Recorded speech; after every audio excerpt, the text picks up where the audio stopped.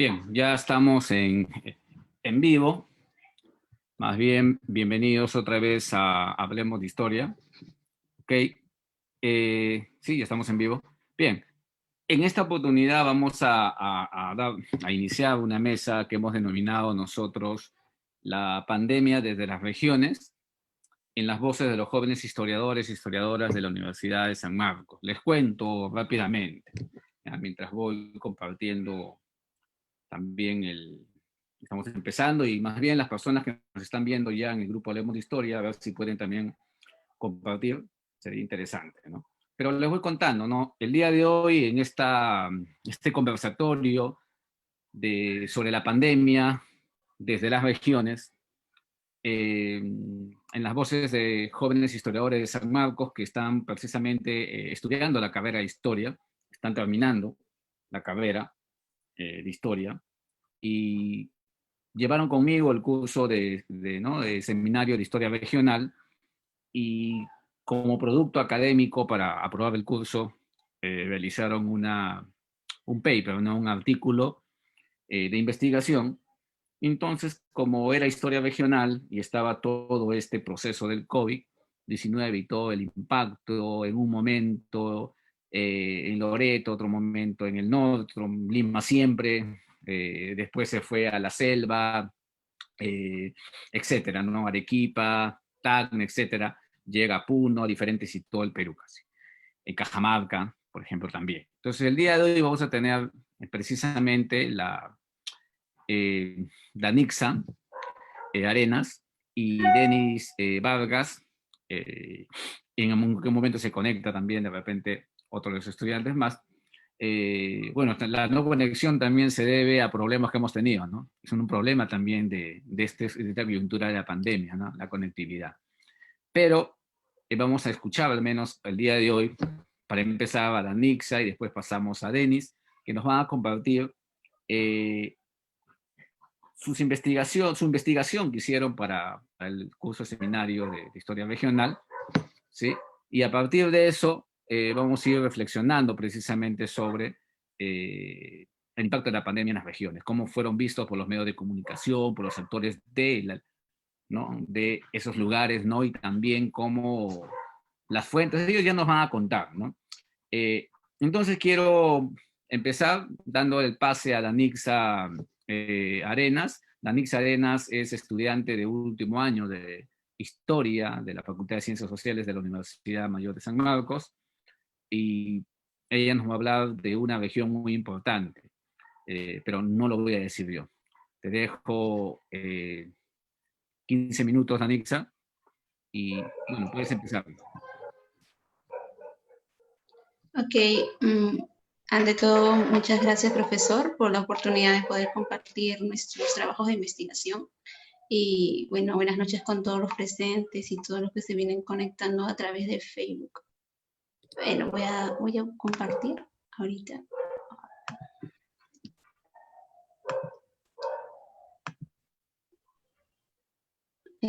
Sí, no, estoy compartiendo, disculpe. Sí, ya está. Ya. Lo puedes poner en toda pantalla. Ahí está, listo. Ya está. Ya, ok. Sí, bueno, como comentó el profesor, nosotros hemos desarrollado un trabajo de investigación durante el curso de Seminario de Historia Regional, y a cada uno se nos pidió trabajar particularmente con una región. Yo decidí trabajar con la región de Cajamarca y tratar de conectar un poco la historia regional con la contemporaneidad, ¿no? Particularmente con el contexto de la pandemia que se ha desatado a nivel mundial. Y tratado de hacer una aproximación al papel de las rondas campesinas de Cajamarca en la lucha contra el COVID-19, porque, bueno, entiendo que las rondas campesinas, al igual que muchos otros actores sociales, vienen desplegando una serie de acciones en búsqueda de lograr a cierto resguardo y cierta seguridad de sus comunidades frente a este virus, ¿no? Que no discrimina a nadie. Y también entiendo que son tal vez las rondas campesinas, los actores sociales que han desarrollado y han articulado un trabajo sumamente estratégico pero que sin embargo no han tenido tal vez reconocimiento suficiente y han tenido que sortear una serie de obstáculos que ya luego voy a tratar de mencionarlos rápidamente, ¿no? Bueno, sin más preámbulos voy a intentar adentrarnos un poco acerca de las rondas campesinas y su labor tan importante para detener y convertir a Cajamarca en una de las regiones con el menor número de contagios a nivel nacional. Acá una imagen características de las rondas campesinas, ¿no?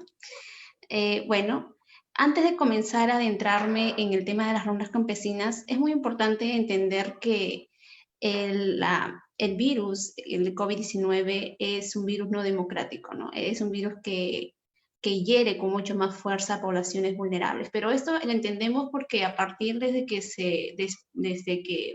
se comenzó a propagar el virus a nivel internacional, comenzó a indicarse que existía una población vulnerable, una población que respondía a personas de una cierta edad, personas de tercera edad, que tenían ciertas complicaciones en su salud, pero sin embargo no se reflexionó tempranamente que había una población, había una cierta vulnerabilidad con diferentes formas y diferentes matices que se venía desarrollando en países en vías de desarrollo como los países latinoamericanos, en particular como el Perú, donde la vulnerabilidad no solamente respondía a esta población de tercera edad o que tuviera alguna enfermedad, sino que la vulnerabilidad se visibilizaba en las personas que tenían bajos recursos económicos y lo cual no le permitía poder afrontar con éxito el COVID-19, ¿no? En ese sentido, existe un estudio que estableció el economista y director de investigación del Instituto de Desarrollo Humano de América Latina,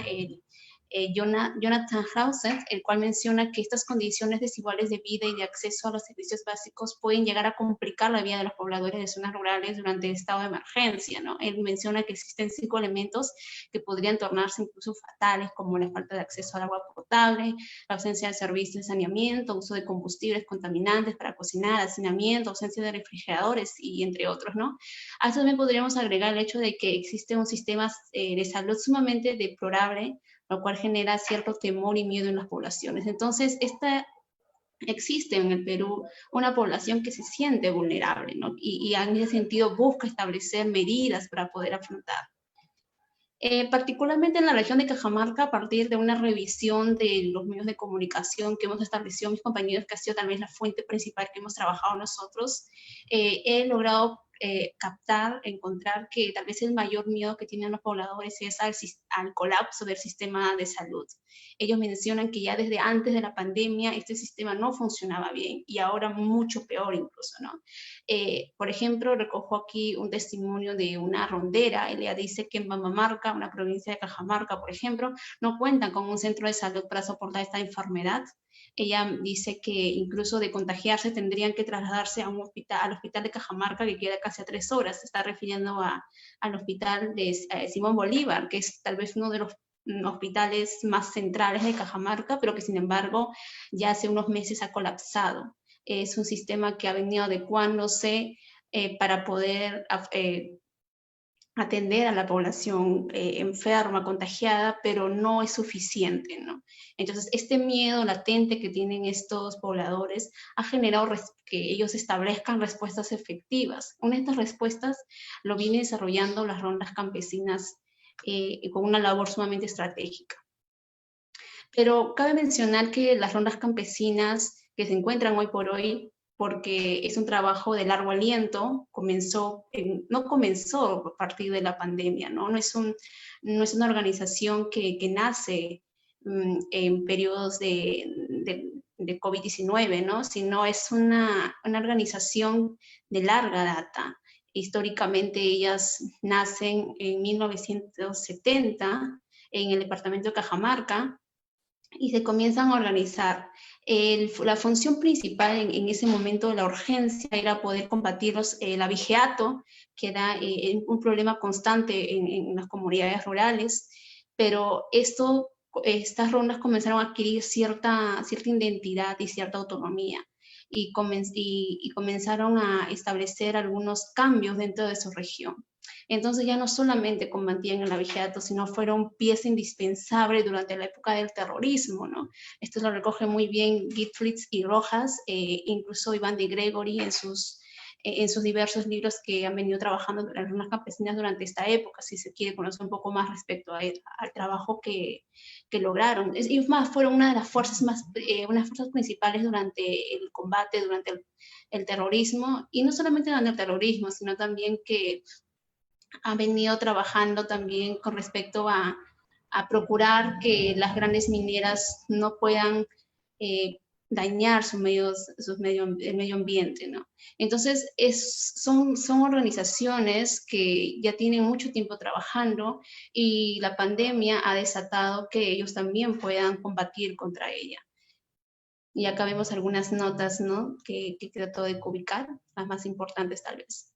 Ahora, también es importante entender que esta respuesta que generan estas rondas campesinas también se debe mucho no solamente a las condiciones socioeconómicas deplorables que se encuentran en la región, sino también a que los gobiernos regionales no han tenido una labor importante respecto a establecer un gasto del presupuesto de manera eficiente, y todo lo contrario, se han visto una serie de acciones de malversación de fondos, de corrupción, que se esperaría que en estas épocas fueran a disminuirse, ¿no? Por el contexto, pero sin embargo la corrupción no ha parado siquiera en estas épocas, ¿no? Entonces, todos estos factores que yo vengo mencionando finalmente desembocan en que las rondas campesinas procuren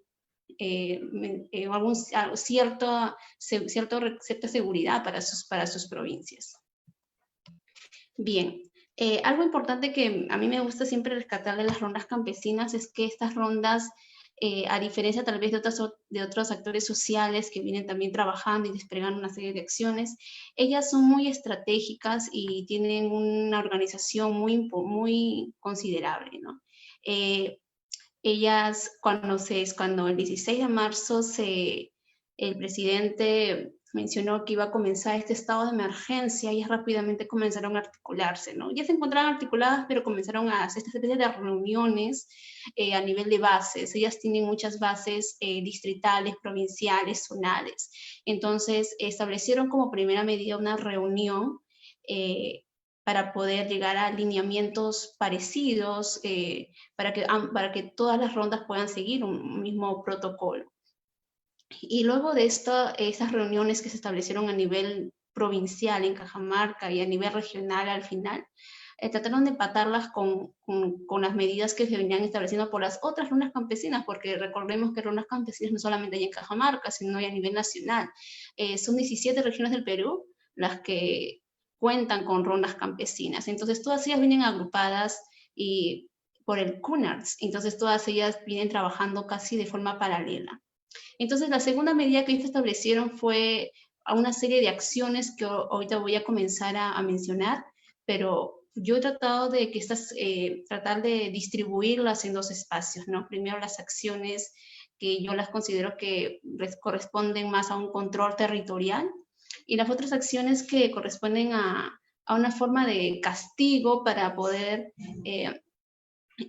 mejorar estas medidas, ¿no? Entonces, estos castigos yo los considero como violencias simbólicas. Lo voy a explicarle poco. Primero, el control territorial, ¿no? En el control territorial se han establecido una serie de medidas, ¿no? Ahí de forma muy sintética he tratado de establecerlas, por ejemplo, reuniones permanentes para evaluar la situación y ver de qué manera poder protegerse, ¿no? Existen también ellos que exigen y vigilan mucho que las personas usen mascarillas y guarden el distanciamiento en los mercados principalmente. Entonces, en estos lugares de concurrencia masiva, ellos están vigilantes, están buscando que las personas guarden este distanciamiento que es importante para poder prevenir. También fumigan algunas casas, sobre todo las casas que se encuentran en zonas céntricas, hacen patrullajes, establecen tranqueras de entradas y salidas. Estos piquetes también son importantes para poder controlar estas diferentes vías de ingreso a la región de Cajamarca, ¿no? Y algo importante también son los cercos epidemiológicos. Esto a partir de que se levantó la cuarentena, ¿no?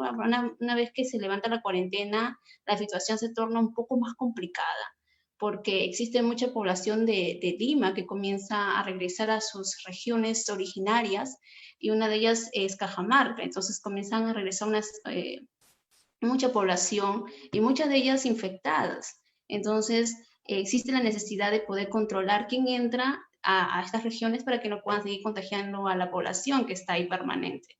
Entonces estos cercos epidemiológicos terminan siendo claves, pero también un trabajo de mucho esfuerzo. Aquí podemos ver un poco cómo una imagen que refleja cómo es el control de cuando llegan las personas de afuera.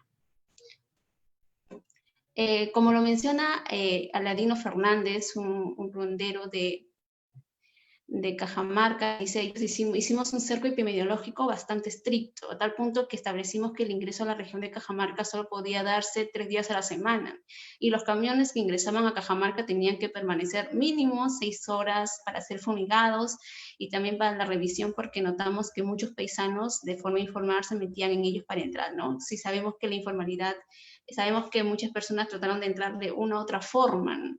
Entonces esto complicaba también la labor de los ronderos.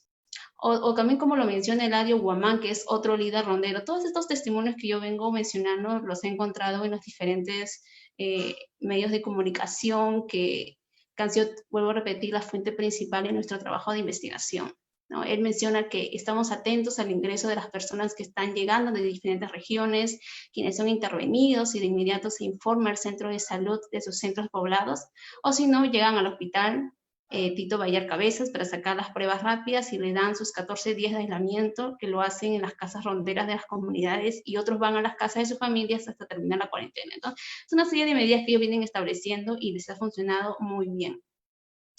Ahora, la otra medida que también sería importante ya destacar es lo que mencioné al principio, ¿no? Esta especie de mano dura que vienen estableciendo contra el virus, lo cual vamos a denominarlo violencia simbólica, ¿no? Porque por muchos años ha estado este estigma de que las rondas han generado una serie de agresividad, de falta de civilización, que que sus castigos son sumamente drásticas, lo cual no es de todo cierto, ¿no? Esta violencia, entre comillas, que ellos establecen, tiene un propósito, ¿no? No solamente es denigrar a la persona, ¿no? Ellas para poder llevar a cabo su labor jurisdiccional, ellas vienen siendo amparadas en ciertos artículos, en ciertos acuerdos que ya tienen de mucho tiempo, ¿no? Ellas tienen no solamente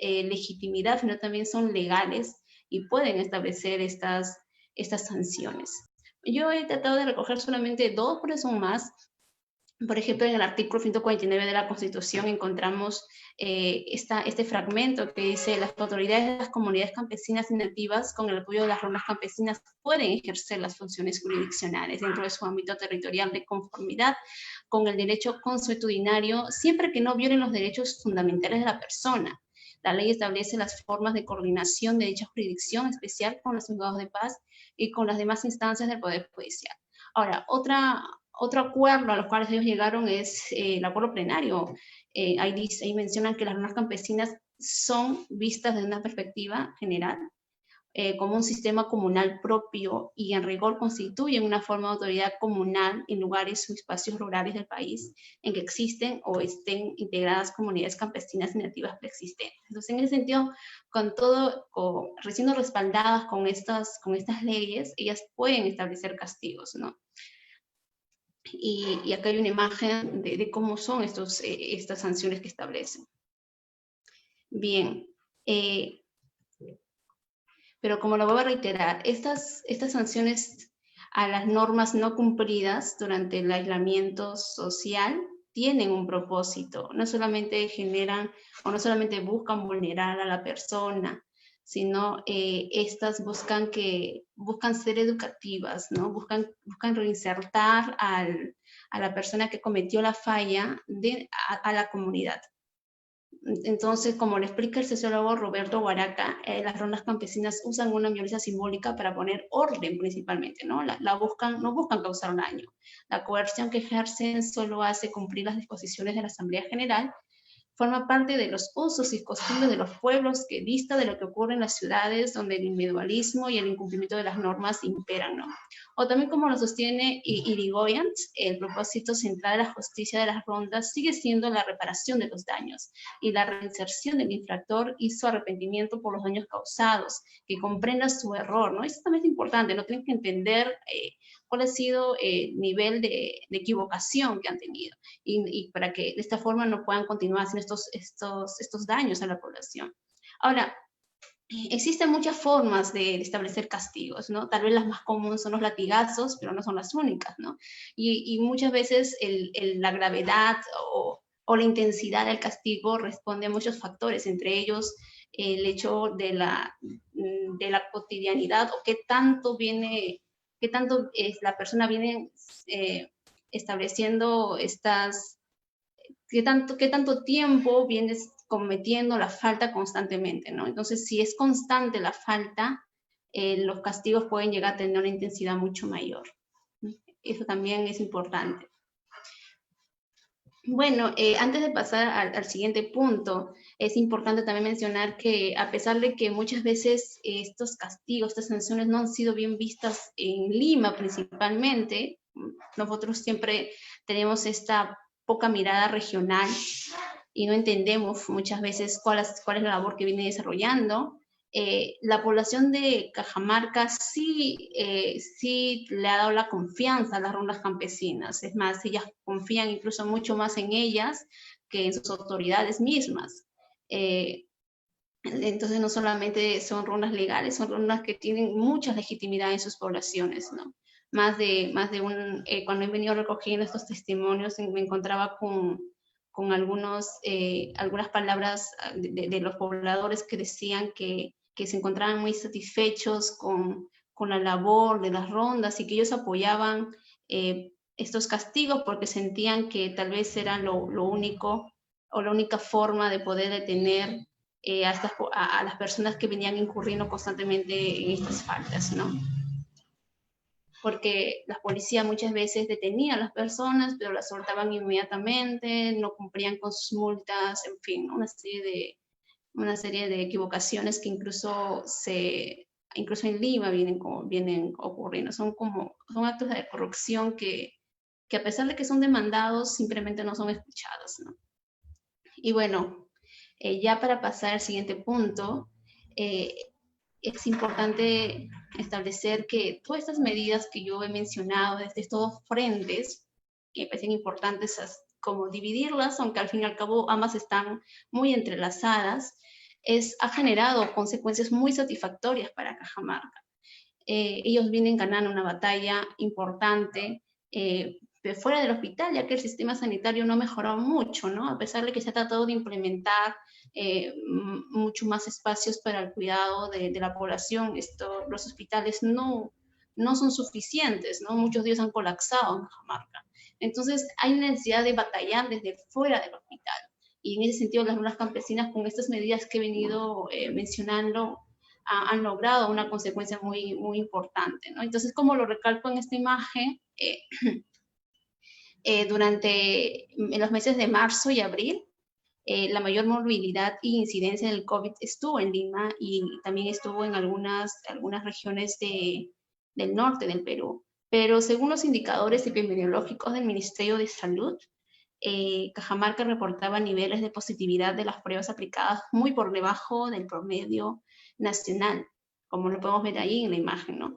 Incluso los datos oficiales reportados por el MINSA registran para el 18 de abril específicamente solamente 60 casos, ¿no? O bueno, 61 porque hay una diferencia siempre entre la vigencia y las cifras que lanza el Ministerio de Salud. Siempre hay una diferencia de 1 o 2 por ahí, ¿no? Entonces, abordando entre 60 y 61 fueron el total de contagios en Cajamarca, como podemos ver, muy por debajo de los niveles de contagio de Lima, ¿no? Aquí vemos una imagen sacada de la página de la DIGESA. La DIGESA es una institución que está descentralizada, se encuentra en todas las regiones, cada región tiene su DIGESA, ¿no? De la DIGESA Cajamarca. Y un poco más específico de la cantidad de fallecidos. Solamente habían 2 fallecidos para 18 de abril. Bueno, para junio, y esas son ya las estadísticas para junio, Cajamarca era una de las 3 regiones con menor tasa de contagios y una de las 7 con menor tasa de fallecidos incluso.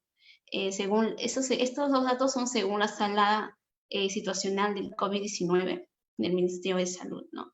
El registro de sistemas de defunciones que incluyen tanto muertes confirmadas como sospechosas por COVID-19 y por lo tanto dan un panorama un poco más preciso, la sitúan como la 4ª región con menor tasa de decesos, ¿no? Y eso es un logro sumamente importante, teniendo en cuenta la cantidad de muertos y de contagiados que ha habido a nivel nacional, ¿no? Y también teniendo en cuenta las deficiencias en el sistema de salud que tiene Cajamarca, ¿no? Entonces, a pesar de todas estas, a pesar de que parecía que el COVID podía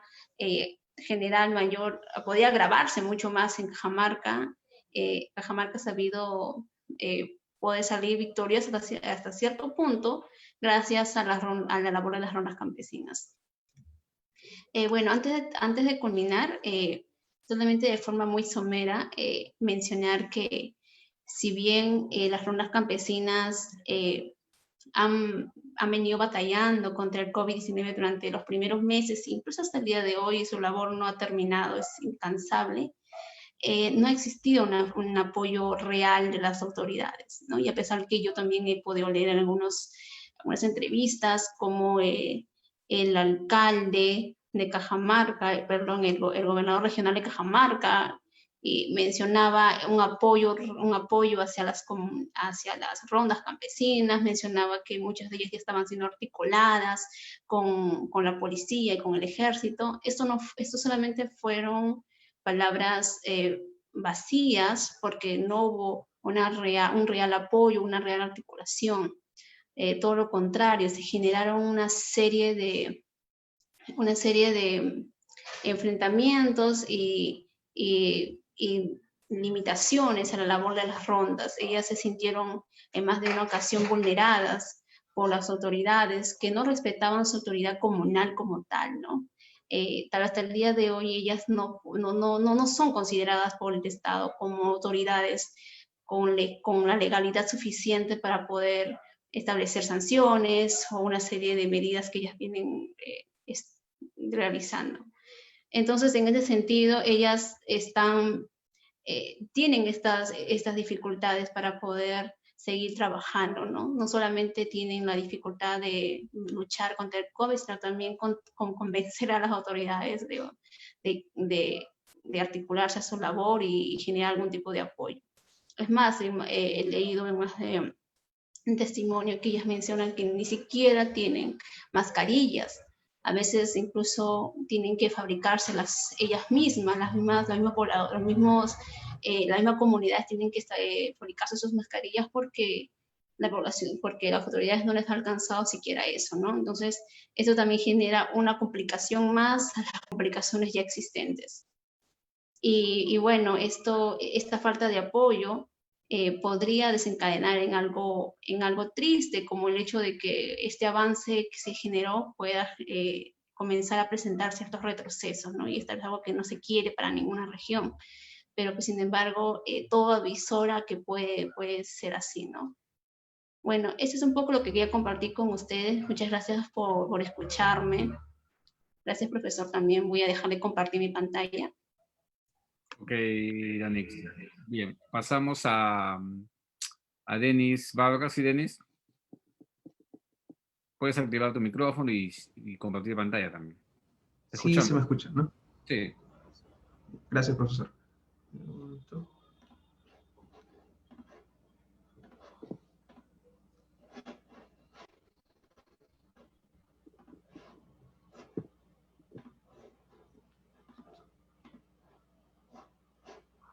Listo, ya podemos ver, Denis. Ya, listo, profesor. Bueno, ante todo, buenas noches a todos. También quería agradecer por la oportunidad del profesor Daniel Morán de presentar nuestros trabajos, que forman parte de un proyecto que hemos realizado en el curso de Historia Regional, ¿no? El trabajo que yo he realizado es o lo he nombrado, lo he titulado Coronavirus en altura, una visión de la pandemia en Puno a partir de los medios de comunicación. Me voy a enfocar en la región de Puno.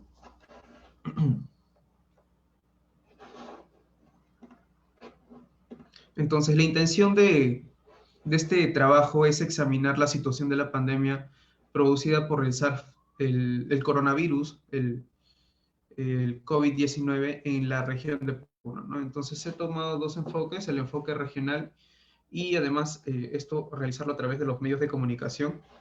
Entonces, ¿por qué estudiar Puno? Bueno, de acuerdo a los trabajos de Susana Aldana, se resalta mucho la importancia de realizar esos trabajos de forma focalizada, ¿no? Aunque ella realiza trabajos de independencia y se enfoca en diferentes regiones, en mi caso, en este acontecimiento tan grande como es el tema de la pandemia, he decidido centrarme en lo que es Puno, ¿no? Entonces, planteo que para comprender las consecuencias de la pandemia en el Perú se deben analizar las variables que responden a dinámicas propias, es decir, cada región es un universo diferente, ¿no? Entonces, sugerimos que los planes o protocolos que se dictaron en inicio de la pandemia no tomaban en cuenta esta variabilidad. Ahora, los medios de comunicación.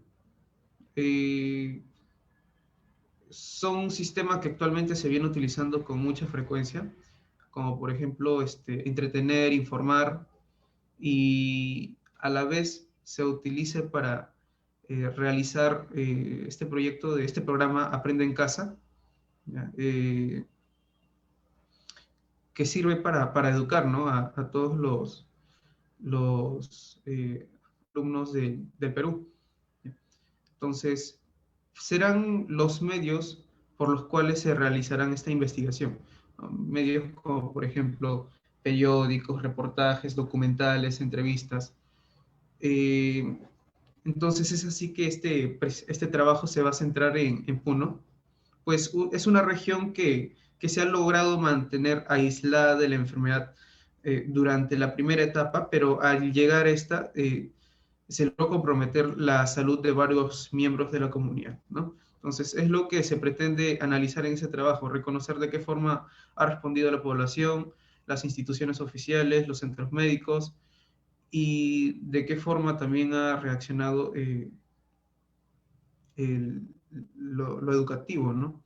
Las instituciones educativas en la región, ¿no? Recoger la perspectiva actual de los pobladores sobre la pandemia a través de algunas entrevistas que se han realizado en los medios de comunicación.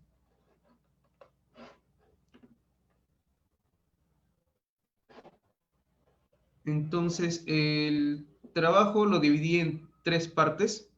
En primer lugar, se abordó el tema de la evolución de la enfermedad desde la llegada, desde los primeros casos dados hasta la llegada a Perú, a la capital Lima, y prontamente a Puno. Entonces vamos a observar un promedio de 4 o 5 meses de diferencia.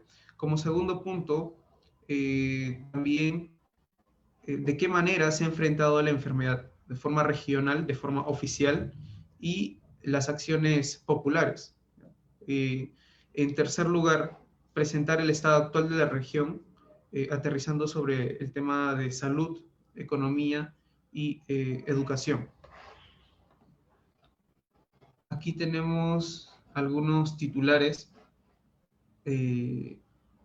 antes de, bueno, también cuando ya llega el COVID aquí a Perú. Esta enfermedad ya estaba cobrando vidas humanas por los meses de noviembre y diciembre en el país de China, ¿no? Entonces, era una enfermedad que los médicos no lograban reconocer, era sospechosa. No daban con la respuesta de la enfermedad, no sabían de qué se trataba, ¿no? Los síntomas de esta enfermedad se pueden presentar como de leve a extrema y se contagia rápidamente, principalmente a través del contacto cercano entre persona a persona, ¿no? Incluso en aquellas que no presentan síntomas. Luego, al reconocerse la enfermedad, se van a ir presentando nuevos casos de coronavirus en países como Japón, Tailandia, Estados Unidos, Canadá y Filipinas. Pronto, al observar esto, China suspende y tours para evitar la propagación. Para el 30 de enero, la Organización Mundial de la Salud declara el brote del COVID-19 como una emergencia de salud pública internacional, ¿no? Es muy importante observar este detalle porque esta declaración se dio mes y medio antes que el gobierno del Perú lanzara las primeras medidas oficiales. Ya para el 26 de febrero se presenta el primer caso en Brasil. Ahí tenemos una portada de un periódico del BBC. Coronavirus Brasil confirma el primer caso en América Latina, ¿no? Entonces, así se van a ir repitiendo las noticias en los países vecinos. Para el 29 de febrero en Ecuador, para el 3 de marzo en Argentina y Chile, y para el 6 de marzo en Perú. En la mañana del 6 de marzo, el presidente anuncia a la población que se confirma el primer caso de coronavirus en el país. Se trataba de un joven de 25 años con antecedentes de haber estado en el extranjero, ¿no? Frente a este panorama, el presidente aún no había anunciado ninguna medida, más que mantener la tranquilidad.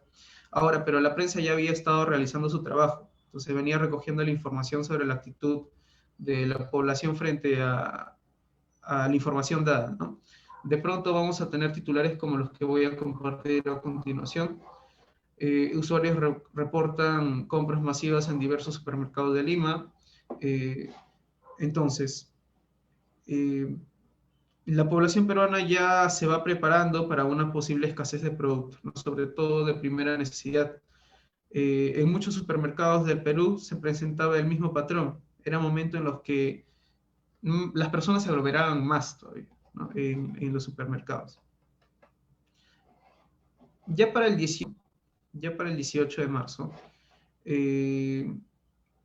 se dictan las medidas oficiales de la enfermedad, ¿no? Casi 12 días después de haberse declarado el primer caso en Perú, se dictan las medidas oficiales, asumiendo que estas iban a ser temporales, ¿no? Nadie pensaba que se iban a extender por tanto tiempo, ¿no?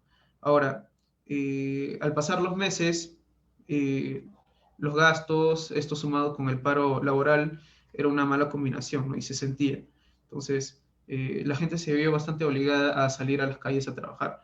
Debemos recordar aquí también que un porcentaje bastante grande, casi el 70% de trabajadores en el Perú forman parte del sector informal.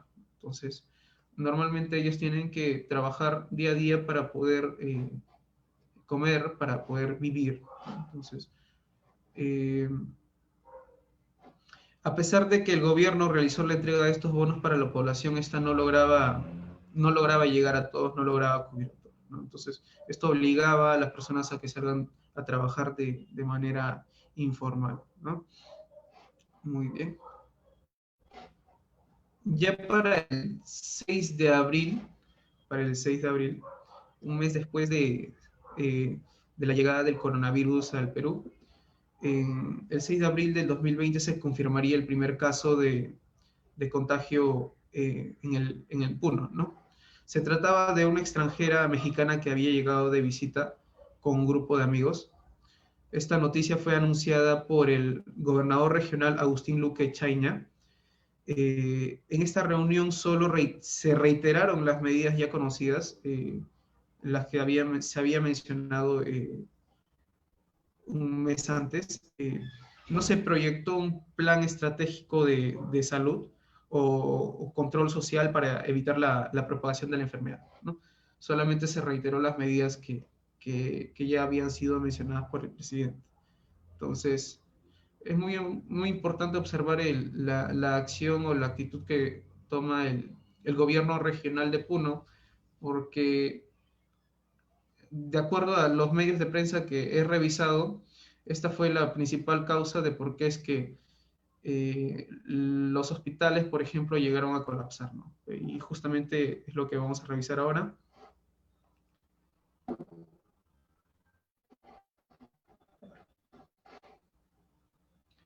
En la portada de la derecha, no dimos prioridad a estrategias de salud. Esto responde más que todo a una queja por parte de los médicos y, bueno, algunos funcionarios también de la administración del gobierno regional, que se quejan de la mala gestión, ¿no?, del alcalde del gobierno regional. Ahora, por ejemplo, Wilber Cutipalejo, que es un economista, hace referencia a la mala gestión por parte de las unidades ejecutoras presupuestales, que son las encargadas de realizar las compras para realizar la implementación del sector salud. Entonces, se debe resaltar que no se implementó los hospitales para afrontar el COVID, ¿no?, en esa región. Entonces vamos a ver que en los medios de prensa que los médicos van a salir en paro. Entonces también observamos, por ejemplo, que los hospitales, que son pocos, contando entre la del Estado y el de trabajadores, que es el de salud, están colapsados completamente, no hay oxígeno, no hay espacio, no hay capacidad de atención, y es un poco lo que se observa en la imagen de la izquierda, ¿no? En una entrevista realizada al decano del Colegio Médico Regional de Puno, al doctor Bitmar Orlando, explica que la problemática de salud de la región en Puno para el 31 de julio, hasta el momento hay 50 médicos contagiados, ¿no? Y 9 de ellos están hospitalizados. El médico reitera la administración por parte del gobierno regional puneño. Esto indicaría que hasta el momento los hospitales no se encuentran plenamente adecuados para afrontar la enfermedad del COVID, ¿no? Ahora, para agosto, este panorama no ha cambiado. En la mayoría de los hospitales de la región, por ejemplo, el Hospital Regional Manuel Núñez Butrón, Hospital Carlos Medrano y hospitales de salud, se presentan faltas de oxígeno, camas y personal médico, ¿no? Es el principal problema que se enfrenta. Entonces, aquí observamos que la falta de organización y la acción inmediata, que no ocurrió, comienza a dar sus desagradables resultados, ¿no? Porque sí fue un golpe bastante duro para la población puneña. Entonces, hasta el momento hemos notado que mediante el análisis de los titulares de la prensa, contenido de la prensa, constantes denuncias por parte de los médicos, funcionarios públicos, periodistas y población, ¿no? También quería tocar el tema de la educación, que me pareció bastante interesante porque, a mi parecer, es uno de los sectores que más golpeado ha sido, ¿ya? Es una situación que preocupa bastante. Por ejemplo, aquí tenemos fotografías o imágenes de alumnos en la región de Puno, ya que han tenido que crear otras medidas para poder educarse, los que sí quisieron, porque hubo un cierto grupo que desertó por diferentes motivos, ¿no? Porque de repente no contaban con computadoras, no contaban con celulares, no contaban con red, o no contaban con internet, tampoco contaban con dinero. Entonces era bastante difícil que ellos puedan acceder o acomodarse a las medidas educativas que han implementado para ese momento, ¿no? Y no solo para los alumnos, sino también para los profesores, porque muchos de los profesores no contaban con estos recursos, ¿no? Entonces, según cifras que aparecen también en los medios de comunicación, un aproximado de 18.000 estudiantes son los que van a abandonar la educación a distancia, ¿no?, en este año, durante los primeros meses de que se presenta la pandemia.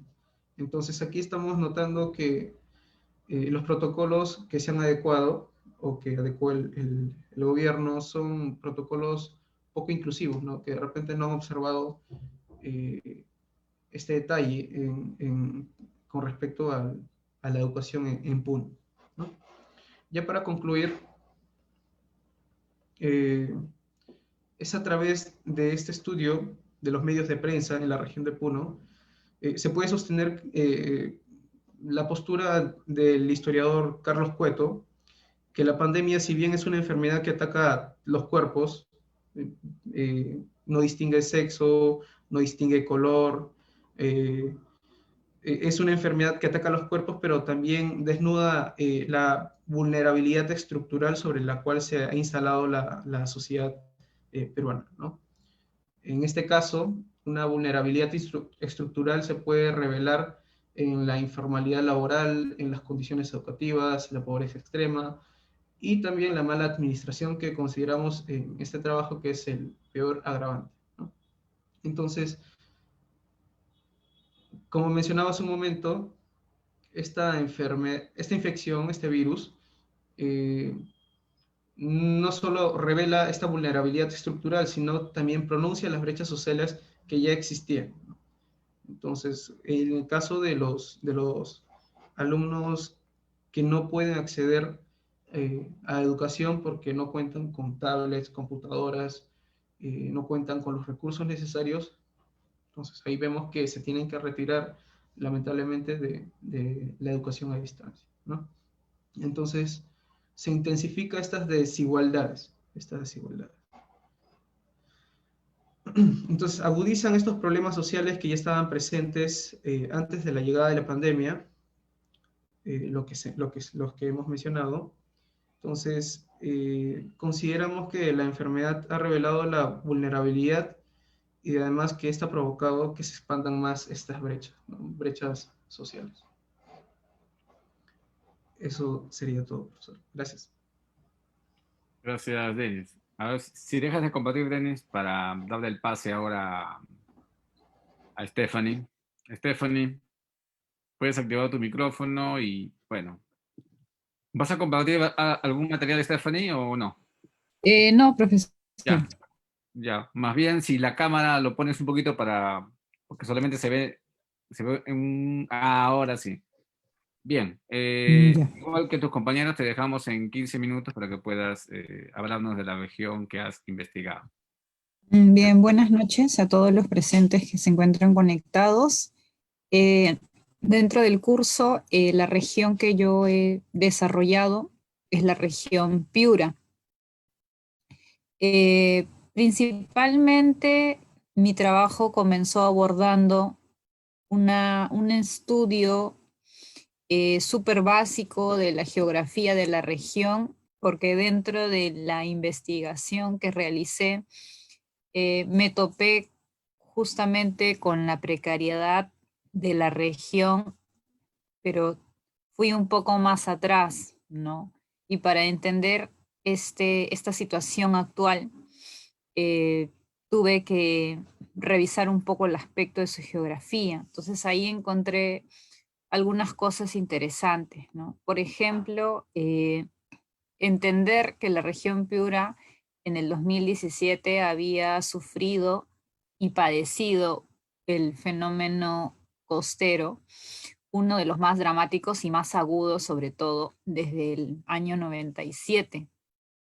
Entonces, este evento climático precarizó mucho a la región, destrozó sus 5 grandes hospitales estatales y dejó a la ciudad muy precarizada justamente en el aspecto más importante, ¿no? En el aspecto de salud. Además, el fenómeno del niño no viene solo, ¿no? El fenómeno del niño también arrastra la aparición del dengue, el cual también genera efectos muy dañinos en la salud de la población. Entonces, tenemos, o al menos yo he partido por entender un poco la situación de la región, entendiendo también su posición geográfica, ¿no? Ya que las emergencias sanitarias que ha tenido toda la zona norte básicamente parten por esta situación del fenómeno costero, ¿no? Además de esta situación del fenómeno del niño, por ejemplo, he podido también encontrar una última declaratoria de emergencia que se dio a inicios del 2019. Seguramente algunos habrán escuchado que se dio alerta de un brote del síndrome de Guillain-Barré, ¿no? Este síndrome genera básicamente inmovilización de las extremidades. Presenta síntomas muy parecidos, digamos, ligeramente parecidos con COVID-19, ¿no? Vías respiratorias.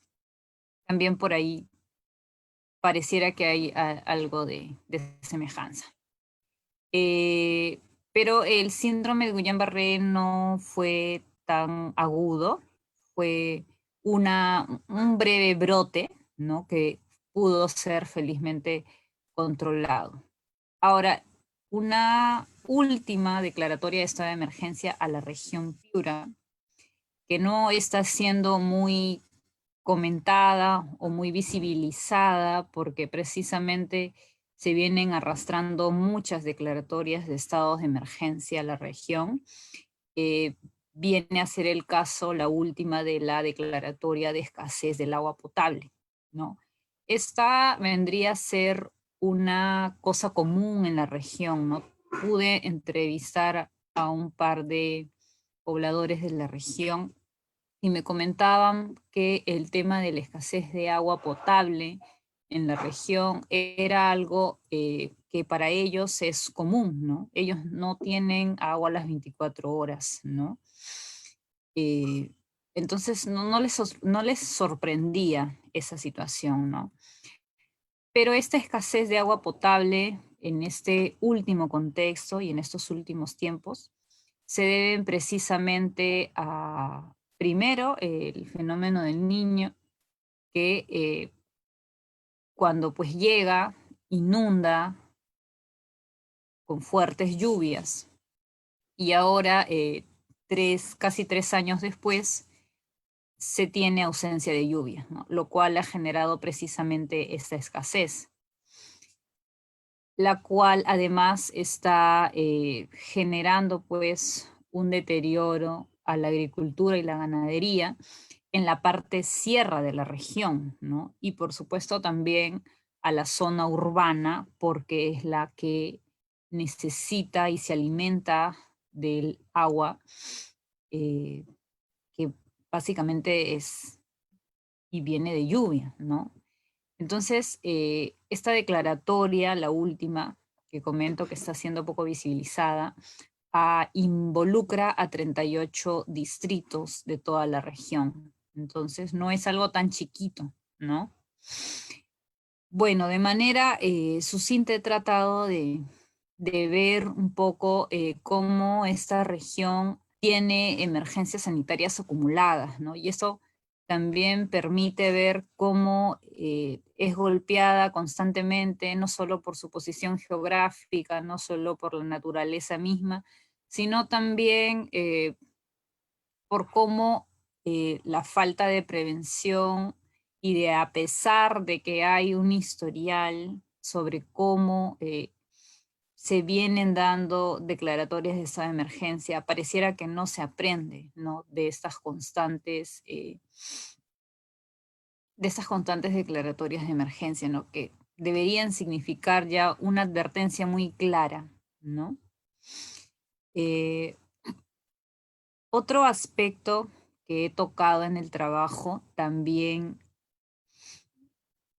tiene un poco más, ya se aleja del geográfico y aborda un poco más de Piura y los medios de comunicación. En este aspecto lo que yo trato de ver es cómo ha sido visibilizada, cómo ha sido vista desde los ojos, desde las otras regiones, desde la misma capital y por supuesto de los medios convencionales, ¿no? Y también los medios que ahora usamos y que están muy por encima de los medios convencionales, los cuales son las redes sociales, ¿no? Los cuales son ahora los determinantes sociales, ¿no? En este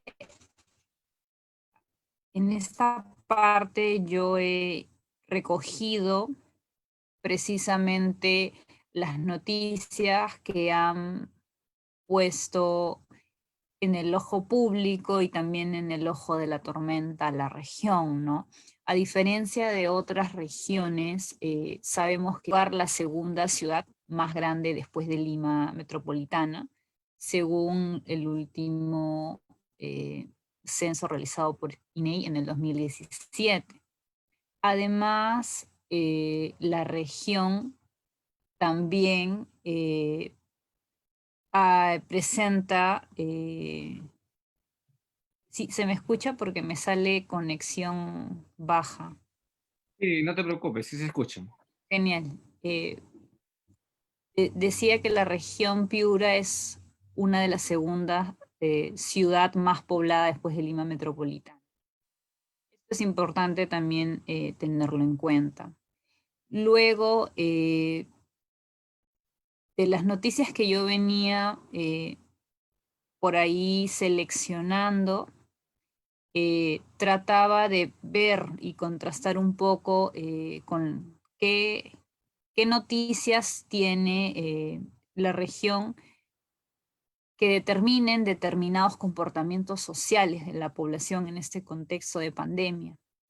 Y en eso pude hallar precisamente el rol de estos determinantes sociales, ¿no? Y pues muchos hemos sido, y seguramente comentado también, y también seguramente nos habremos creado y forjado una opinión respecto a esta manera tan polémica y discutida de la región en cuanto a cómo se la ha puesto con estas constantes publicaciones de videos donde se ve a la población precisamente realizando largas colas, ¿no? Una de las más polémicas es precisamente donde un video casero empieza a circular por las redes y luego por los noticieros y canales y medios convencionales, donde se ve a una población que hace cola, ¿no? Con sus cajas de cerveza. Entonces, esto significó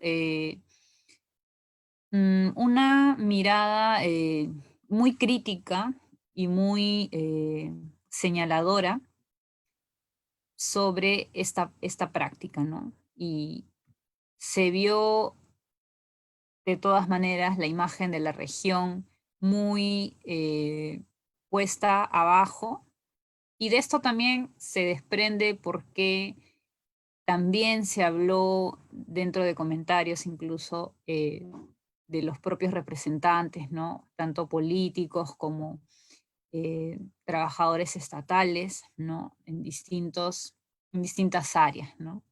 Muchos de ellos mencionaban y comentaban que justamente esto empezaba a ser pues la explicación de por qué Piura se encontraba como la segunda región hasta agosto, hasta el mes de agosto, como la segunda región con mayor contagio de COVID-19, ¿no? Entonces, es como si trataran de justificarlo de alguna u otra manera.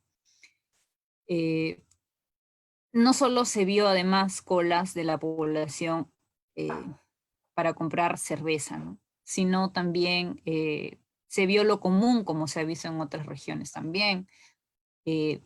Gente haciendo cola para recoger su bono, gente que hacía cola en los mercados, y etcétera, etcétera, ¿no?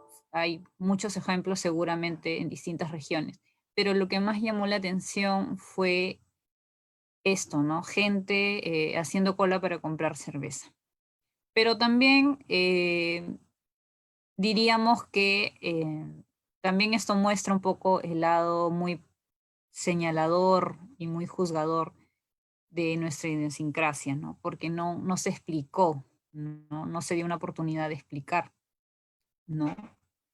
Qué es lo que realmente estaba pasando, ¿no? Incluso también hubo una mención de parte del presidente en uno de sus discursos, ¿no? Bajo la misma mirada señaladora, ¿no? Lo que no se dijo, por ejemplo, de esto es que la gente estaba, o la gente que estaba yendo a comprar no eran precisamente personas que iban a hacer fiestas, ¿no? Sino pequeñas bodegas que iban a reponer su stock, ¿no? Esto fue una de las cosas más polémicas, si bien es cierto. Incluso la ministra de producción tuvo que también pronunciarse al respecto, ¿no? Esa fue más o menos la magnitud que generó esta noticia, ¿no? Es decir, toda la mirada a la región opacó esta noticia y invisibilizó y oscureció a los aspectos más, digamos, que deberían también tener atención, ¿no? Como es, por ejemplo, la precariedad de los hospitales, ¿no? Como señalé al inicio, el fenómeno costero logró destrozar la infraestructura, más del 80% incluso, de los únicos 5 hospitales grandes con los que cuenta la región, ¿no? Entonces, no se ha hablado mucho de esta situación, se ha, digamos, contrapuesto con una noticia polémica. Y esto también es importante señalarlo porque a mí al menos me permitió entender por qué también la precariedad y por qué también los altos contagios, ¿no? Teniendo una situación con hospitales en mal estado, que no han sido reparados, luego de 3 años, con el presupuesto allí, no hay otra cosa más que ver ahí que hay una falta y una negligencia, ¿no?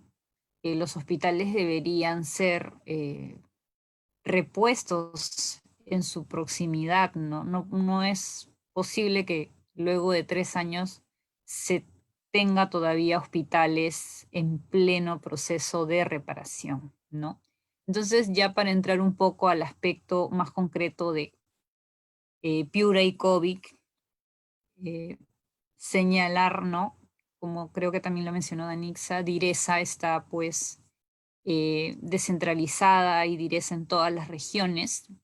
Y Direza tiene una oficina de epidemiología, la cual es la que registra las cifras oficiales, ¿no? Que es la que nosotros tomamos en el trabajo. Como lo mencioné también, Piura ha sido una de las regiones con mayor contagios, ¿no? La segunda, hasta el mes de agosto, ¿no? Una particularidad que también encontré es que la COVID-19 básicamente, por las estadísticas manifestadas oficiales, atacaba en su mayoría al sexo masculino, ¿no? Pero en la región Piura se vio un poco lo contrario, ¿no? Una diferencia mínima de un 48 contra un 52 más o menos, ¿no? Esa también era algo que, un pequeño detalle que también llamó la atención, pero que no iba para más porque es una diferencia en porcentajes de población muy mínimas, ¿no? Como venía señalando, en este aspecto me enfoco más y relaciono el tema de salud, ¿no? En Piura, enfocando también y resaltando el tema de la situación de la región en cuanto a su sistema de salud, ¿no? Y precisamente también al respecto encontré algo que sí me causó mucho escalofrío, ¿no? El tema de cómo la Defensoría del Pueblo también ha hecho una fiscalización, ¿no? Luego de 2 años del niño costero, para ver cómo estaban yendo los avances de la recuperación y reconstrucción de los hospitales, ¿no? Y en un informe de la Defensoría, sacando cuentas, dio a ver que el presupuesto designado para la región, tomado del MEF, daba una cifra de 19 soles por persona al año, ¿no? Ese monto era lo que correspondía a cada ciudadano de la región dentro del servicio básico de salud estatal, ¿no? Una cifra muy, muy escalofriante, por supuesto, ¿no? Esto también permite ver cómo la inversión que se da a salud por persona es uno de los más bajos, ¿no? Pero sobre todo teniendo en cuenta que la región había sido duramente golpeada por el fenómeno costero, el presupuesto debería ser mucho más, ¿no? Luego, en el tema de salud, que es en el que estoy aquí, quería también manifestar algo que también llamó mucho mi atención, que es el tema de esta contradicción que fue muy también comentada, esta contradicción respecto a las cifras oficiales que manejaban Direza y las que manejaban los hospitales en coordinación con los cementerios, ¿no? Había una contradicción en cuanto a las defunciones, ¿no? Los cementerios reportaban cifras muy altas, ¿no? No sé si esto haya pasado en otras regiones, pero en Piura esto fue muy alarmante, ¿no? Esta contradicción. Es como si se quisiera ocultar las verdaderas cifras, ¿no? Esto más o menos fue en el mes de mayo, donde también hubieron medios que difundieron estas contradicciones, ¿no?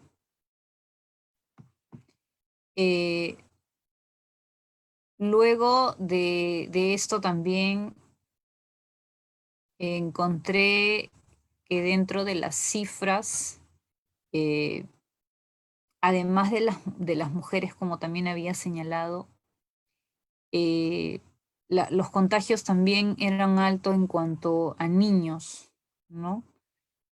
No había un porcentaje específico para niños, solo la cifra oficial daba del 53% para todo el sexo femenino, entre niñas, jóvenes y adultas, ¿no? Pero por lo menos eran mencionadas, incluidas, ¿no? Porque lo que hasta el momento venimos pensando es que la COVID-19 no afecta o no afectaría tanto a niños y jóvenes, ¿no?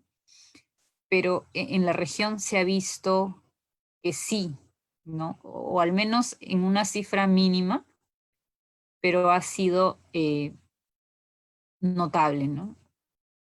Otra cosa que también has podido ver la precariedad de la salud en la región es el tema de las camas UCI, ¿no?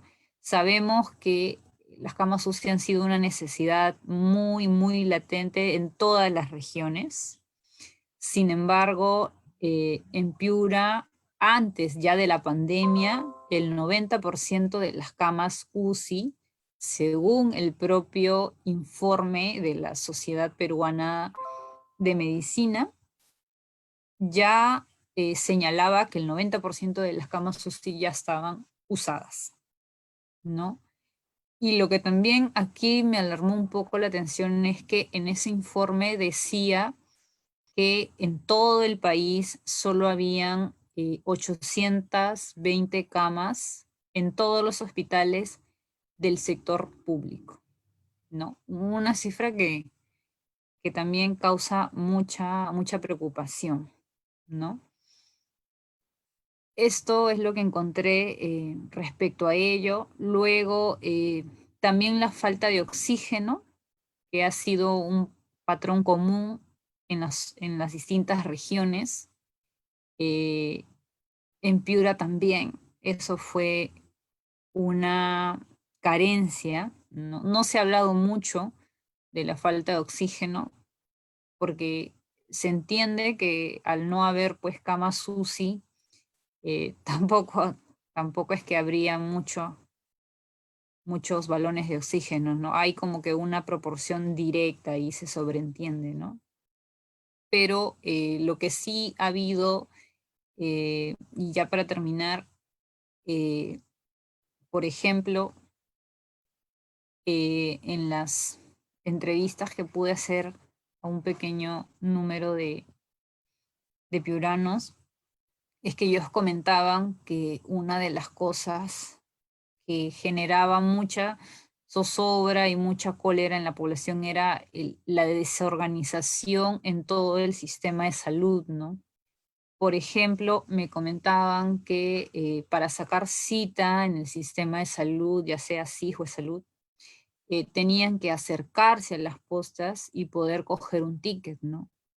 Una modalidad muy, digamos, a la antigua, ¿no? Porque ahora todas las citas pueden ser de manera virtual o con una simple llamada, ¿no?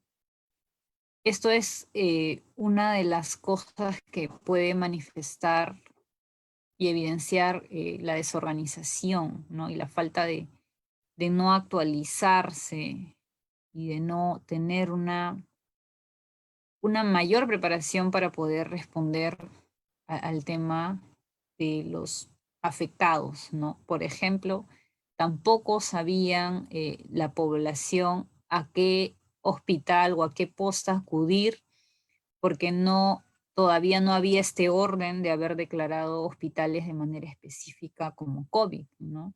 Y en la región esto se evidenció mucho más porque al tener hospitales que necesitaban pues su reconstrucción, su reparación, y no estaban ni siquiera en un 50% de culminado ese proceso, entonces no podían sostener la atención adecuada a la población.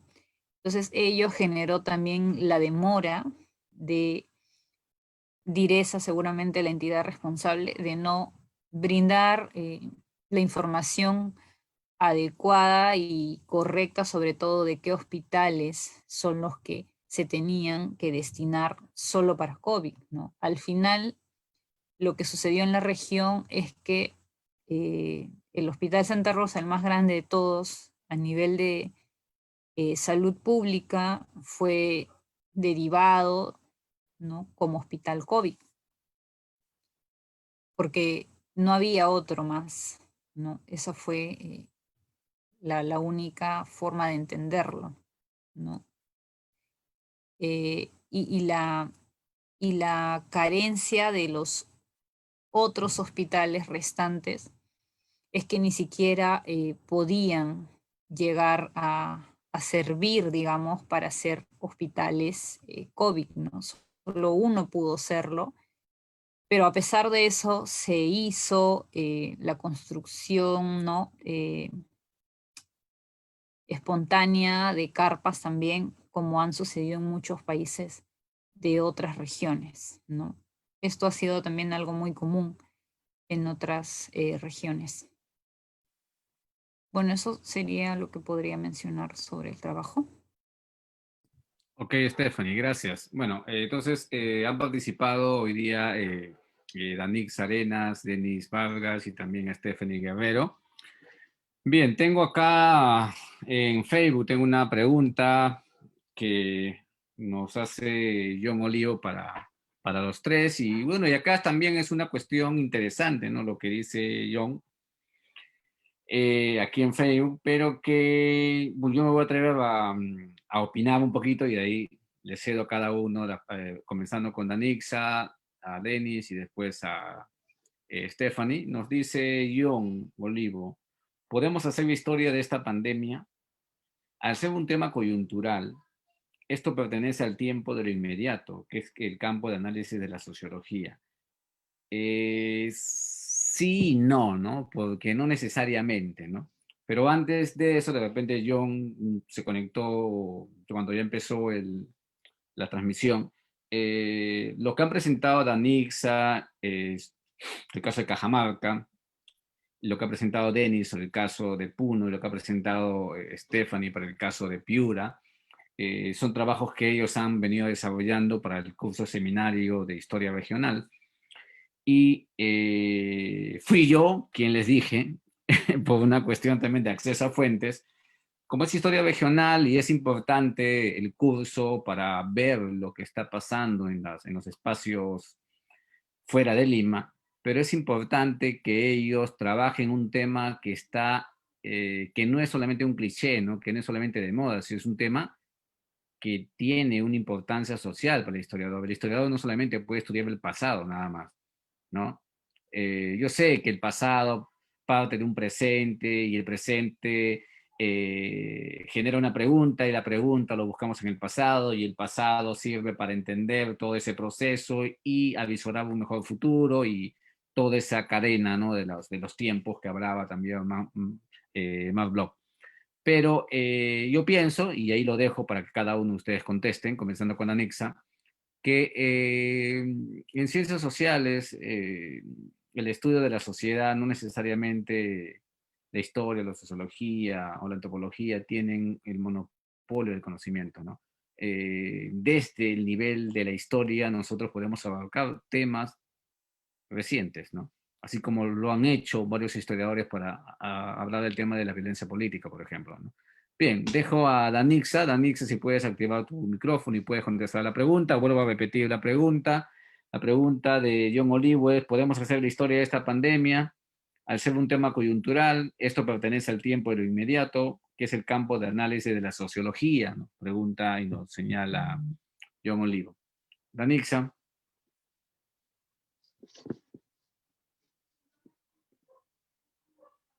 Tu micrófono, Danixa. Ok, gracias.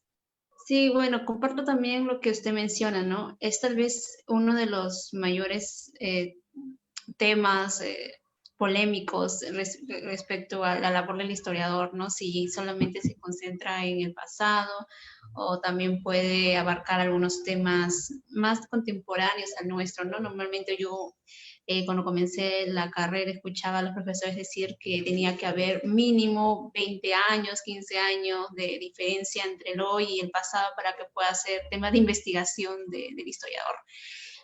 Claro, Sí, Basadre decía 50 años, ¿no? Por eso que llegó hasta el año algunos 30 y profesores lo todavía reducen, sí, pero siempre no va a ser, siempre va a generar algunas miradas de desconfianza respecto a ello, pero me parece que el historiador ha demostrado que puede jugar con los tiempos, ¿no? Puede moverse en el pasado y, para entender el presente y proyectarse al futuro, ¿no? Entonces, no deberíamos tener como limitación la temporalidad, los tiempos, ¿no? Debería más bien ser una herramienta del historiador, ¿no? Jugar con estos espacios, porque incluso una mirada regional es algo muy novedoso en la labor del historiador, ¿no? Nosotros durante el seminario hemos entendido que muchas investigaciones históricas no habían tomado en cuenta las regiones y que muchas de estas venían de una mirada más nacional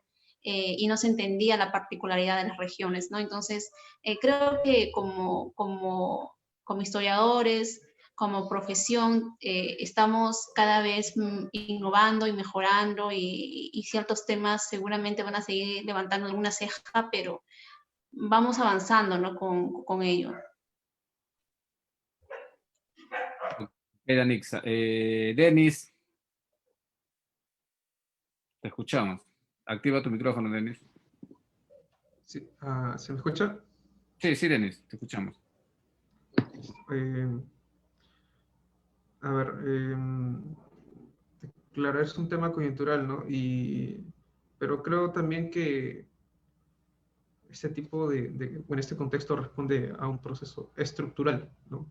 Lo que viene a ser, por ejemplo, el caso de mi compañera Anitza, que habló sobre el tema de las rondas campesinas, que han estado trabajando ya desde tiempo atrás.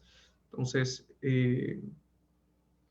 o algunos procesos como por ejemplo las respuestas populares, oficiales, el tema de la salud, las epidemias que son temas constantes a lo largo de en la historia del Perú, ¿no? Entonces, nuestro trabajo puede responder a eso, ¿no? Es más que todo un proyecto para responder cómo es que se ha actuado frente a todo ese historial eh, eh, anterior, ¿no? Ahora, obviamente hemos tenido algunos problemas porque hay mucha información en las redes y tenemos que ahí escoger, seleccionar bastante, sobre todo en los medios de comunicación, ¿no? Entonces, yo considero que sí se puede hacer una historia del presente inmediata, ¿no? De momento. Eh, Esa sería mi postura, ¿no? Ok, gracias, Denis. Stephanie, se activa tu micrófono y a ver si te escuchamos. Y una de las cosas también que hemos precisamente discutido a los inicios del curso ha sido el tema también de cómo desarrollar un trabajo en este contexto limitado, donde las fuentes comunes, corrientes, son nuestros archivos, ¿no? Al no poder acceder a ellos, pues también el curso tuvo que adecuarse a esta nueva realidad, ¿no? Y en eso creo que usted fue muy enfático, ¿no? Al inicio del curso. Y esto también significó un reto tanto para nosotros como estudiantes en proceso de investigar, adecuarnos a esta nueva forma de estudiar las fuentes, ya no físicas, ¿no? Sino virtuales, pero es también al mismo tiempo un aprendizaje, ¿no? Que nos permite aperturarnos a nuevas formas de, porque si bien es cierto, lo coyuntural es coyuntural, pero de todas maneras hay un aprendizaje de por medio, ¿no? Y también, al final de cuentas, todos los científicos sociales vamos a tener que usar de ahora en adelante, ¿no? Los medios sociales, ¿no? Las redes sociales, que son los determinantes sociales, ¿no? Son ya una nueva fuente, ¿no?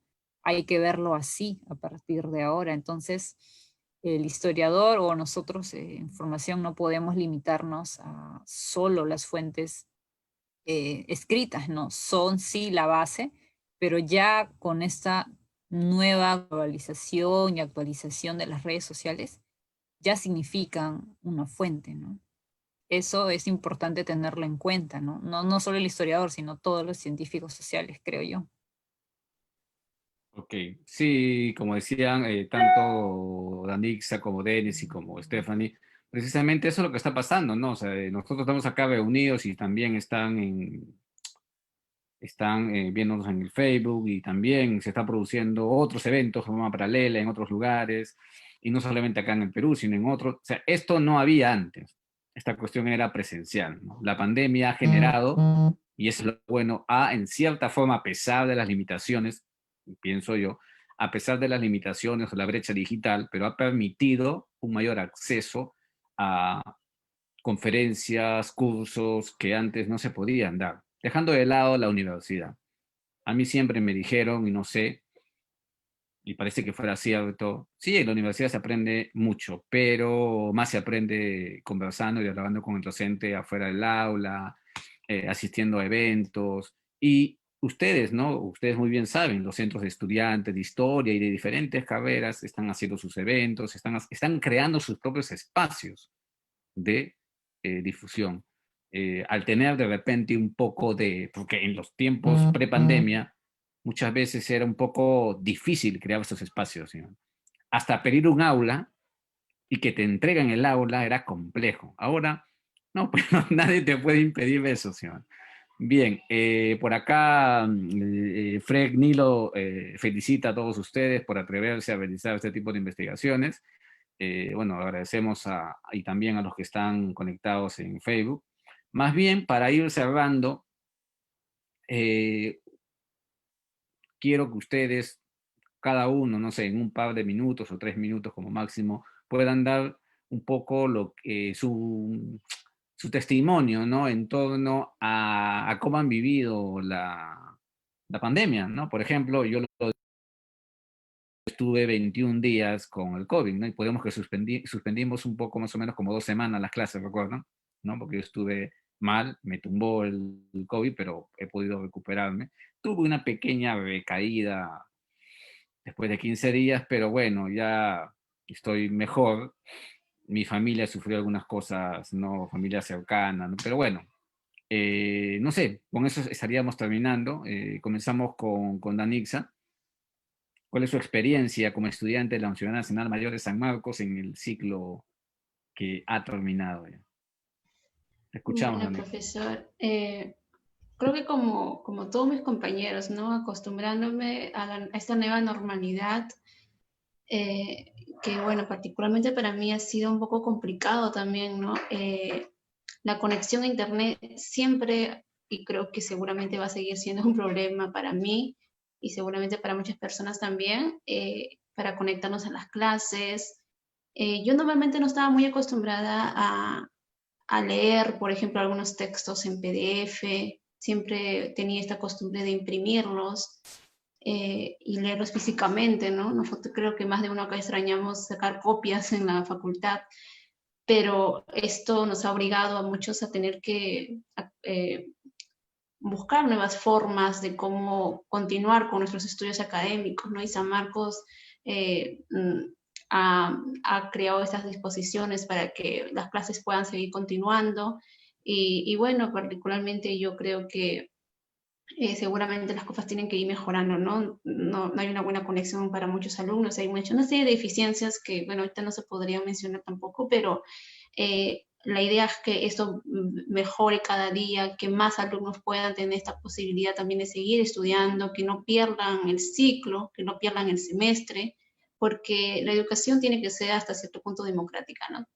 Y entonces esperemos como estudiantes que las autoridades también sean más transparentes y asuman ciertas responsabilidades, ¿no? Nosotros también como alumnos estamos tratando de adecuarnos y ellos también tienen que apoyarnos, ¿no? Bueno, creo que es un poco lo que podría decir, profesor. Sí, estamos haciendo, los docentes también, y ustedes también, estamos haciendo magia, ¿ya? Yo digo, estamos haciendo de lo que, o sea, sí era difícil llegar a la universidad juntando su, bueno, yo creo que el medio pasaje no existe, porque al final uno pagaba 50 céntimos y si sacabas tu carnet, pagabas un sol. ¿Ya? A mí me pasaba, en mis épocas me tenía que pelear para que nos cobraran, o si no, el burrito, pero el burrito no va para todos lados, ¿no? A veces se llena también, ¿no? Entonces, ese es mira, teníamos, ¿no? Esa dificultad, imagínate ahora ¿no? Pero ahora una consulta, Danice, y también para ambos, y con eso vamos, ahora pasamos a Denis, pero antes de que cierre la participación de Danixa, ayer el presidente de la República y el ministro de Educación señalaron que ya están pensando, no, ya está casi seguro que van a iniciar ya las clases escolares, no de forma presencial. Están evaluando todo esto estos meses, ¿no? Están evaluando el aeropuerto abierto, vamos a ver, ¿no? Cómo nos va, ¿no? Si hay un rebrote, entonces. Yo pienso que el próximo semestre, no este que viene, sino el abril, ya más que marzo, abril, debe quedarse se va a quedar la semipresencialidad y seguramente en agosto debe volver la presencialidad. Como en la presencialidad, la semipresencialidad está en Europa y la presencialidad también en las universidades de Europa se ha dado, pero ha habido también rebrote, ¿no? En España, Italia, ¿no? Pero, ¿cuál es tu opinión? Con eso cierro ya, tu opinión así como estudiante, y también va para Denis y también para Stephanie. ¿Qué opinas tú? ¿Deberíamos comenzar las clases en la universidad ahora en abril? ¿O de qué modalidad? ¿Semipresencial? ¿Presencial? ¿Qué En opinas? marzo me parece, ¿no? En marzo van a comenzar las clases presenciales. No Claro. creo que la vacuna esté lista para esa época, creo que tiene un poco más de tiempo se va a necesitar, pero sí me parece que hay algunos, bueno, nosotros como la carrera de historia creo que hasta un punto hemos podido llevar las clases virtuales, pero seguramente con algunas deficiencias ahí también, pero hay carreras que se han visto casi imposibilitadas de poder seguir, ¿no? Muchas de ellas las que llevan laboratorio. Me parece que para ellas, particularmente, sí debería abrirse la semipresencialidad. Creo que para carreras de sociales debería pensarse o debatirse un poco más.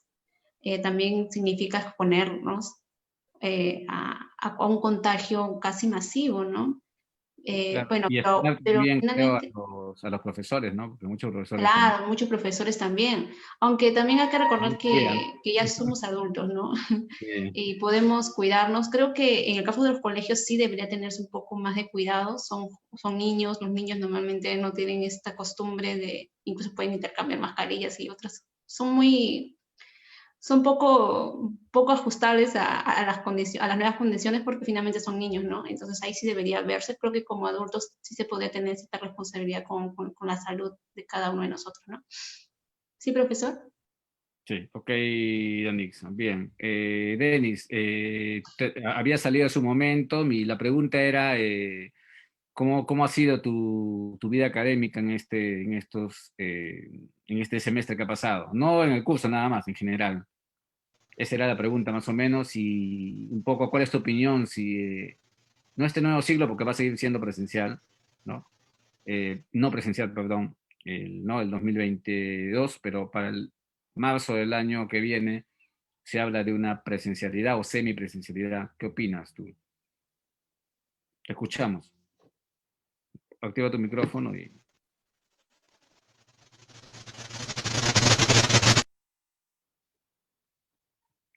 Si estás ahí con un problema, creo, con los audios, ¿no? Con el audio. A ver si solucionas eso. O mientras solucionas eso, le damos el pase a Stephanie, ¿sí? Stephanie, si activas tu micrófono, Stephanie. Sí, te escuchamos, a ver, Stephanie.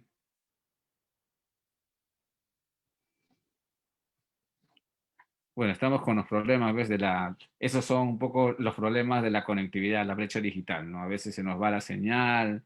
A mí también me ha pasado, ¿no? Y a veces no. Bien, creo que Stephanie se ha... Ya, te escucho, Denis, creo que sí. Sí, te escuchamos. Sí. Sobre la primera pregunta de mi experiencia en este semestre, particularmente a mí sí me ha beneficiado bastante, ¿no? Porque yo tenía el problema de que demoraba 2 horas y media de viaje en llegar a la universidad. Entonces, ahora esas 2 horas y media de ida y esas 2 horas y media de regreso, en total 5 horas, las puedo utilizar de repente en realizar, son horas de lectura y también horas de investigación, ¿no? Y así puedo realizar mejor mis proyectos, ¿no? Era una de las principales dificultades. Y bueno, creo que todos hemos enfrentado ese tema del trabajo, entonces no era algo discutido, tenía que trabajar a la vez que estudiar, entonces como que sí me ha ayudado un poco el tema de la virtualidad, ¿no?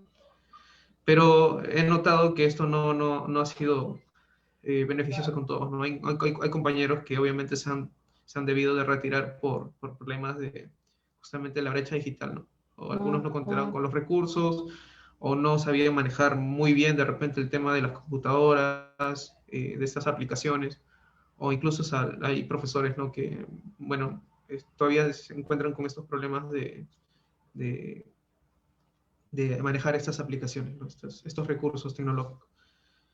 Pero personalmente a mí sí considero que me ha ido bien, ¿no? Entonces, ahora sobre la segunda pregunta de qué opino sobre el regreso de las clases de los alumnos de nivel de primaria, secundaria. Bueno, yo comparto bastante la opinión de mi compañera Danisa porque sí, son agentes, bueno, son niños, ¿no? Entonces hay que tener bastante cuidado con ellos. Puede haber casos en que se exponen bastante al tema de la enfermedad. En cambio, con los mayores no hay un poco más de responsabilidad, ¿no? Hay un poco más de responsabilidad. Ahora, yo opino que de repente sí se pueden habilitar algunos cursos eh, semipresenciales, ¿no? Semipresenciales. Mientras que hay otros que no, porque hay algunos que tenemos que ir a archivos, Entonces, yo consideraría, ¿no? Que sí se puede, que sí se podría habilitar y favorecería incluso, creo, a algunos, a la mayoría, pero y con esfuerzos también podríamos hacer para que nuestros compañeros que tienen problemas de conexión logren integrarse también a este grupo de estudios, ¿no? En la universidad, virtualmente, sí, presencial. Esa Claro, es mi posición. Sí. claro, justo acaba de salir un ratito su compañía, ahora está entrando Stephanie, mientras va uniéndose. Sí, no, y el gran problema, como ustedes han dicho, ¿no? Muchos, y eso es una realidad, si pasa esto en San Marcos, en Lima, muchos han tenido que trabajar y estudiar, ¿no? Muchos han tenido que hacerse cargo porque sus padres o dejaron de trabajar o son adultos mayores y han tenido que hacer eso. Por ejemplo, yo tengo mi madre que tiene 86 años, ¿no? Por ejemplo, ¿no? 86 años. Bueno, ya no trabaja hace un buen tiempo, pero igual, ¿no? Seguramente así debe haber un montón ¿no? de estudiantes que, bueno, tengo que suspender mis estudios, tengo que dejar mis estudios porque tengo que trabajar, ¿no? Por ejemplo.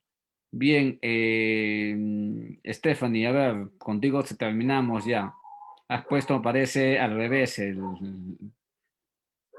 has puesto la cámara, ahora sí. A ver, si contesta justo la pregunta que habíamos hecho, creo que lo habías escuchado, solamente que había tenido problema de conexión. Te escuchamos, Stephanie. Ah, un ratito, Stephanie, déjame un ratito ponerte como anfitrión. A ver si puedes ahora sí activar tu micrófono, aunque no, ahora sí está activando. Sí, sí, te esperamos, ¿ya? Mientras va conectándose. Ahora sí, creo que ya está. ¿Puedes activar tu micrófono? Ahora sí.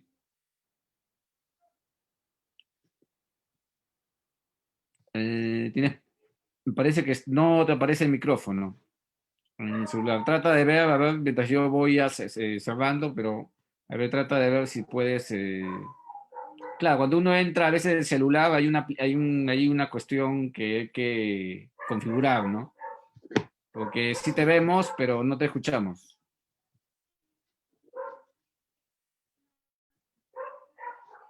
Porque ya estamos cerrando ya. Pero más o menos creo que si vamos a esperarte un ratito, pero mientras yo voy comentando finalmente, eh, eh, así como, así como uno no, a ver, con uno, a ver, las mujeres, uno no se aprende a ser madre, ¿no? Mejor dicho, no se nace o sea, no se estudia para ser mamá, ni se estudia para ser padre, uno lo va aprendiendo en el proceso, ¿no? Eh, esta pandemia nos ha traído un montón de dificultades y nosotros tenemos que irlo sorteando, ¿no? Unos mejor que otros, ¿no? Quizá nosotros, entre comillas, tenemos el privilegio de estar el día de hoy conversando y hablando y dialogando sobre estos temas, ¿no? Pero bueno, es un punto muy importante. Yo pienso, y con eso vemos si de repente Stephanie puede conectar su audio, si no ya estaríamos terminando. Esa semipresencialidad, yo diría que sería bueno que nosotros los historiadores o ustedes futuros historiadores se dediquen más a ir a buscar sus fuentes para que puedan hacer sus tesis, ¿no? Ahora que hay acceso, ¿no? Acceso restringido, ojo. En la Biblioteca Nacional creo que son 3 horas, una mañana una tarde de 3 horas nada más. ¿Ya? Por ejemplo, el AGN está viendo la manera ¿no? de hacer ingresar y todo eso. Entonces hay una cuestión limitada, ¿no? Que se está dando, ¿no? Eh, pero estamos avanzando, o sea, San Marcos, a pesar de sus problemas, como decía Basadre, a pesar de los problemas, estamos avanzando estamos construyendo algunas posibilidades, ¿no? Más bien, quiero agradecer tanto a Denis, ¿no? Quiero agradecer a Denis Vargas, a Danix Arenas, también a Stephanie Guerrero, que, bueno, ha vuelto a salir por cuestiones de conectividad seguramente, pero por haber presentado, ¿no? Sus trabajos, los tres, pero también tuvimos dos compañeros más, pero precisamente dos de ellos no pudieron estar en estos momentos por cuestiones de trabajo, ¿no? Trabajan todo el día y ahora están aprovechando precisamente estas 2 semanas, casi 3 semanas de vacaciones, entre comillas, porque esas vacaciones no existe ni para nosotros ni para ustedes, porque ustedes seguramente están haciendo muchas cosas y nosotros también. Y bueno, agradecerles por estar acá, agradecer también a nuestro digamos, asiduo concurrente aquí al Zoom de Hablemos de Historia, Franco Montoya, y felicitarlo también a Franco, que ha estado en la Semana de Historia presentando, ¿no? Parte del trabajo que hizo en historia, en el curso de historia del Perú Independencia, y que también lo vamos a tener seguramente la próxima semana. Vamos a ver esto, vamos a permitir también hablar, así como ustedes han dado han presentado sus trabajos, seguramente también vamos a presentar sus trabajos. Ahora nos queda, como les dije, presentar estos textos como ponencias en un congreso, que ya estamos viendo, ¿sí o no? ¿No? Y también en publicaciones, ¿no? La idea es eso, ¿no? A mí siempre me dijeron, y con eso cerramos ya, pues Stephanie, yo creo que se conecte por cuestión de la problemas digitales. Siempre me dijeron que yo no puedo invertir un ciclo, un montón de tiempo y ahora más en pandemia para dejar simplemente mi trabajo que presenté al profesor A, B o C allí, ¿no? Solamente lo leyó el profesor y lo hice yo, lo compartí con mis compañeros en clase y nada más, se cerró el ciclo, ya tuve mi nota, adiós. No, yo pienso que eso no es la universidad, eso no es, me parece que así como en estos espacios, ustedes tienen que presentar sus trabajos en otros espacios, hacer investigación, publicarlo en una revista y para eso cuentan conmigo, ya saben ustedes, ¿no? Y bueno, solamente quiero leer acá a Raquel, que también es una estudiante ya de último año, Raquel, de La Cantuta, que también forma parte de Hablamos de Historia, realmente que ha estado muy ocupada Raquel, así como ustedes han estado ocupadas haciendo todos sus trabajos, presentando todo. Nos dice, muy interesante las exposiciones presentadas, les manda felicitaciones a ustedes. Y bueno, más bien gracias otra vez a Denis, gracias a Danixa y también a Stephanie por haber estado el día de hoy acá presentando estas ponencias sobre el caso de la pandemia visto por los medios de comunicación, en el caso de Puno, en el caso de Cajamarca y en el caso de Piura. Gracias, y no sé si alguno de ustedes quisiera dar unas palabras finales o si no ya nos vamos todos a descansar después del empate 2-2 que ha hecho Perú en Paraguay. Estaba viendo. ¿Algún comentario, Denis? Sí, profesor. Quería agradecer bastante por el espacio que nos ha brindado para dar es una perspectiva por parte de los estudiantes, ¿no? Quería agradecer ese tiempo. Ok, Denis, yo más bien te agradezco a ti por estar acá, ¿no? Como les decía, ¿no? Y aquí ya le doy el pase final a Danixa. Solamente son, la diferencia entre ustedes conmigo, ¿no? Son algunos años nada más. Ustedes cuando tengan mi edad, ustedes ya serán internacionales, ¿no? Tendrán muchas cosas, ¿ya? Solamente son los espacios que se están creando, ¿no? Y que para eso estamos nosotros, ¿no? Para apoyarnos entre todos, ¿ok? Danixa, contigo cerramos a ver. Igualmente que el compañero Denis, ¿no? Agradecerle a usted por el espacio y también por la confianza en nuestros trabajos de investigación. Ha sido un semestre de mucho aprendizaje y usted ha sabido llevarnos muy bien por ese camino del conocimiento regional. Bueno, y también agradecer a todos los que están conectados y los que han comentado. Muchas gracias a todos ustedes. Bien, Danixa, gracias. Y bueno, será hasta el próximo jueves que vamos a tener invitados internacionales. Vamos a hablar un poco de historia política, historia intelectual.